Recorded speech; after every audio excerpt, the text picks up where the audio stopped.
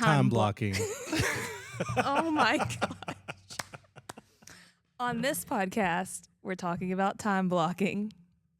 What is time blocking? Time blocking is assigning blocks of time to the most important parts of your day. It's not just being super rigid with it or color coding your calendar. It's creating structure so that your time and energy can go to the things that are most important while you are doing them. Okay, so if you were going to time block your calendar, what's the starting point? Somebody walk me through what that looks like.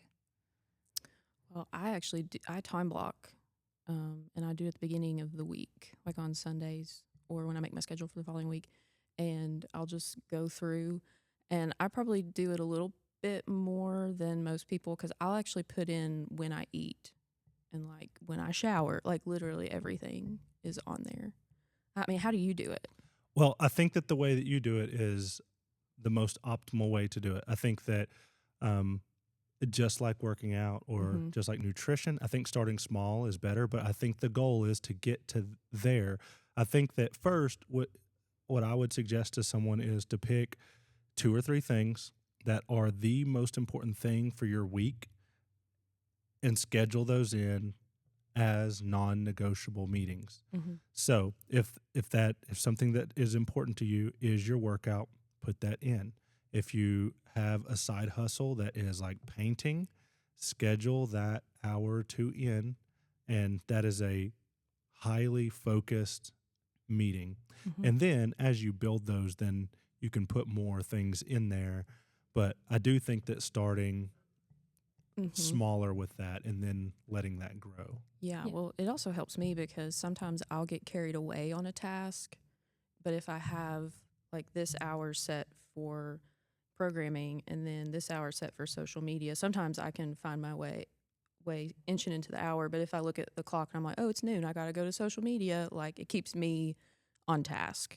Do you feel that way? Like you can get carried away? Yeah, I know I do. And I think I don't know, this is probably the same way that you all do it, but like I will time block my things that are already like I have to be at this place at this time. So when I'm teaching dance, I put that on there. When I have clients, I put that on there first.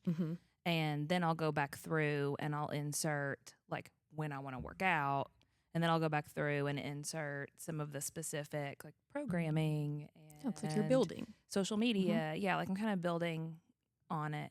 But yeah, it helps me because I have a bad habit of getting carried away. If I just say, I'm going to work for this hour, I'm always like, oh, I've got to do these most time sensitive things first. Like I need to get the programming done for the, next week done first. And then the things that linger on the bottom of the list tend to stay there and then I don't get to them. So by having them time blocked, some of the other things that are maybe long-term projects, it ensures that I get to them each week. I think to go back even to the way that you described it too is when you're in it, you have this other thing coming up in 10 minutes or in an hour. So that work that you're doing is deep work. It is highly focused because you'd only have allotted whatever time, 60 minutes to this task, and you're highly focused on it. I feel like you're less likely to get distracted.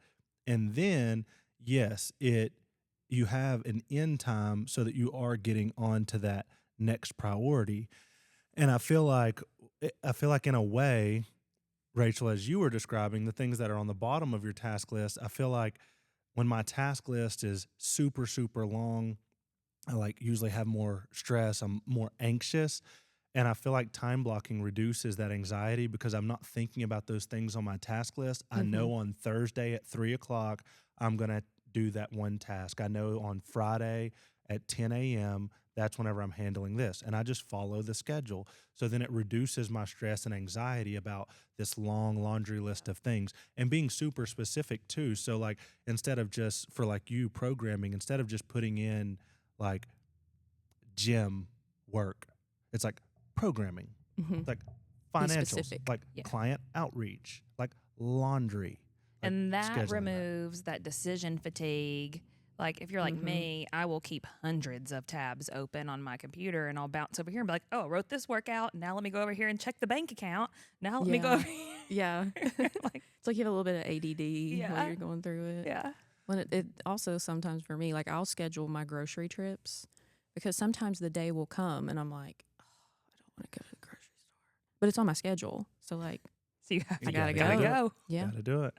So let's leave them with how they can get started. So what would you suggest to, like, maybe it's a client that is super stressed. Maybe there's someone who, they sign up for 4 classes, 5 classes each week, but they only make 2, and their task list is just never ending.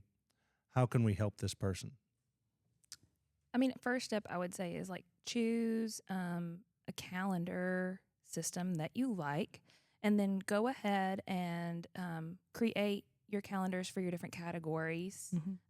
Go ahead and color code and choose kind of the categories that you're going to start with. Maybe start with 2 or 3 activities that you're going to time block first. Something that's attainable.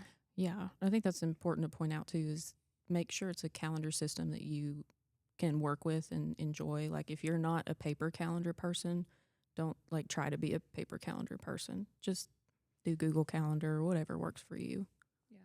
Yeah. That's a good place to start though. Yeah. And so choose however many attainable things. Like you don't have to completely strictly schedule like every 5 minutes how you see, people on TikToks do a day in a life. It's like 6:05 to 6:15, wash hair, 6:15 to 6:25, brush teeth. Like it doesn't have to be that minute.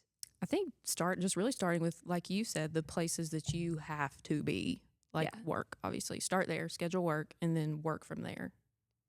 Yes. And as everything that we suggest with someone starting new is pick 2 or 3, and that's it. And then you can grow into, the personal life stuff. Maybe you are putting in laundry and dates and hangouts and all of those things.